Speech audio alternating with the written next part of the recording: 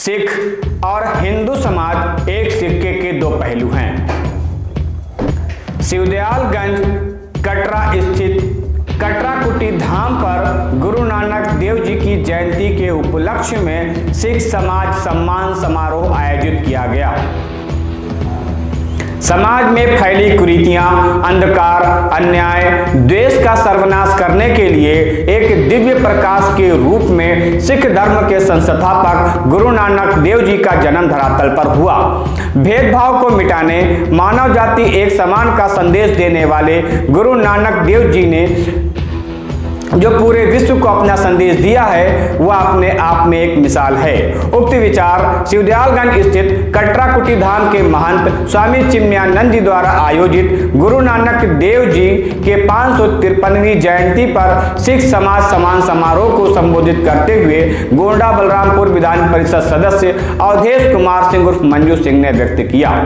कटरा कुटी धाम के महंत स्वामी चिन्मयानंद की और सिख समाज की खूबियों का बखान करते हुए अवधेश कुमार सिंह ने कहा कि सिख समाज और हिंदू समाज एक सिक्के के दो पहलू हैं। स्वामी चिन्मयानंद ने आज जो सिख समाज के सम्मान का कार्यक्रम आयोजित करके अन्य समाज को जो संदेश दिया है वह अपने आप में मिसाल है। सिख समाज ने अपने हिम्मत और दिलेरी के बल पर आज पूरे विश्व में जो अपनी पहचान बनाई है वो एक हिम्मती कौम की पहचान है।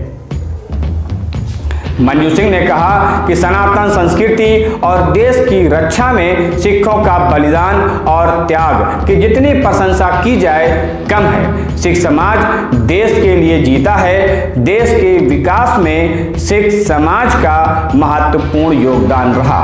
सम्मान समारोह में पहुंचे मंजू सिंह ने कार्यक्रम का गुरु नानक देव जी के चित्र पर माल्यार्पण एवं दीप प्रज्वलित करके किया।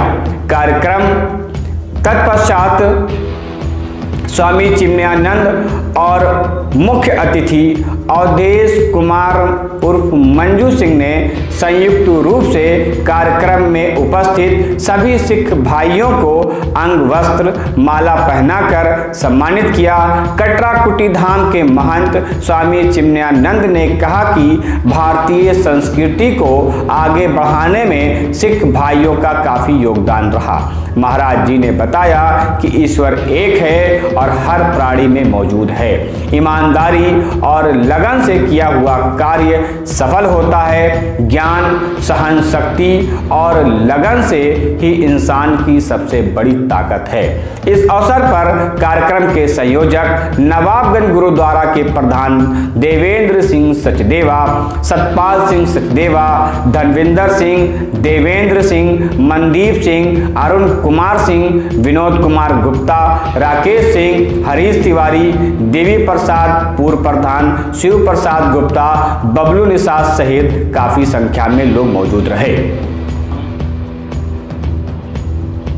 और यहाँ पर बैठे हुए पूज्य गुरु जी और संत महंत जो भी आए हुए हैं सबके चरणों में शीश नवा करके प्रणाम करता हूँ, उनका आशीर्वाद मांगता हूँ। इस कार्यक्रम के आयोजन के लिए पूज्य गुरु जी खुद मेरे पास स्वयं चल के गए और आमंत्रित किया कि आपको इस कार्यक्रम में आना है। इसके लिए मैं उनका बहुत ही आभारी हूँ। यह कार्यक्रम एक ऐसे कार्यक्रम के रूप में देखा जाना चाहिए। केवल ये सिख पंथ का कार्यक्रम ना होकर के यह कार्यक्रम एक ऐसे महान, जिसको हम कह सकते हैं कि इस राष्ट्र पर जब इस राष्ट्र की पहचान का संकट था, इसके धर्म संस्कृति की रक्षा का सवाल था, उस वक्त ये सिख पंथ की स्थापना करके सिख समाज खड़ा हुआ था। ऐसा महान कार्य गुरु जी ने करके इस भारत राष्ट्र के मान सम्मान स्वाभिमान की रक्षा करने के लिए इस पंथ की स्थापना की थी। और ये पंथ कुर्बानी देने के लिए बनाया गया था, त्याग के लिए बनाया गया था, बलिदान के लिए बनाया गया था कि जब कोई ऐसा संकट इस समाज पर, इस देश पर आवे तो यह पंथ आगे बढ़कर उस चुनौती को स्वीकार करे और उस चुनौतियों से निपटने का काम करे। आज भी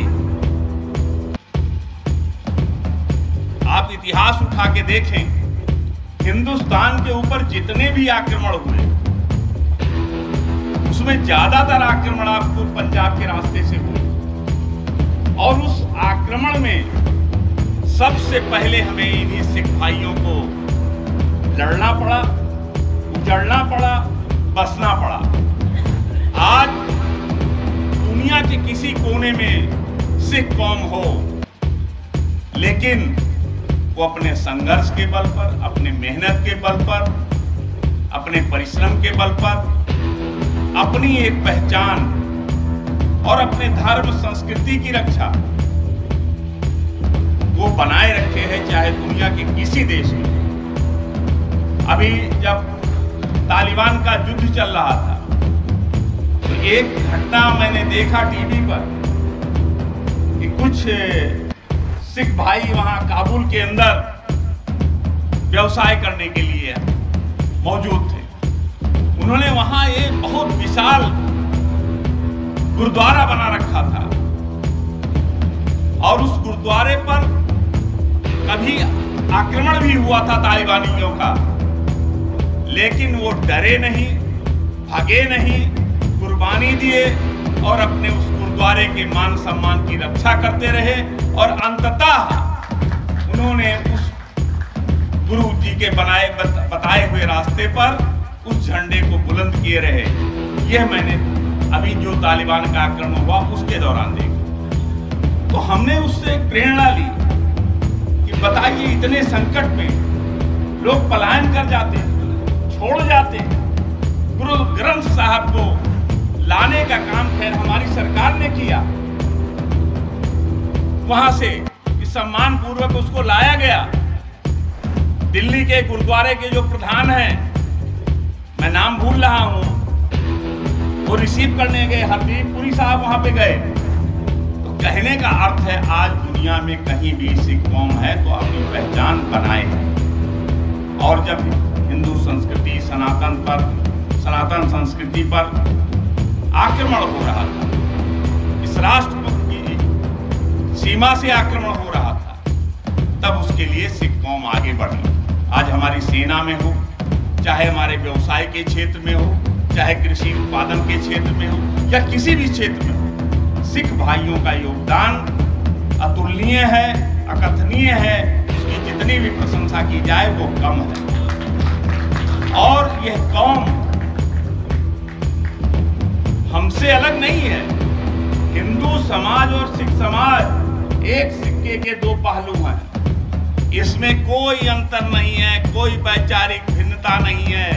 ये दोनों एक दूसरे के पूरक हैं, ये एक दूसरे के पोषक हैं और इनको यही मान के सदैव चलना चाहिए।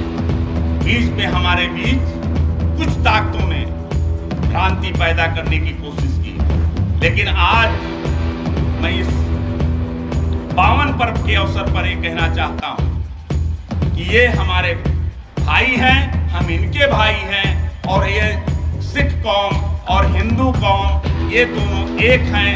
इनको एक बन के रहना चाहिए और तभी हिंदुस्तान की मजबूती और इसकी ताकत बनी रहेगी। इन्हीं शब्दों के साथ मैं आज इस पावन पर्व पर आए हुए सभी लोगों का आभार व्यक्त करता हूं, उनका स्वागत करता हूं और पुनः मैं सबको धन्यवाद देते हुए अपनी वाणी को समाप्त करता हूं।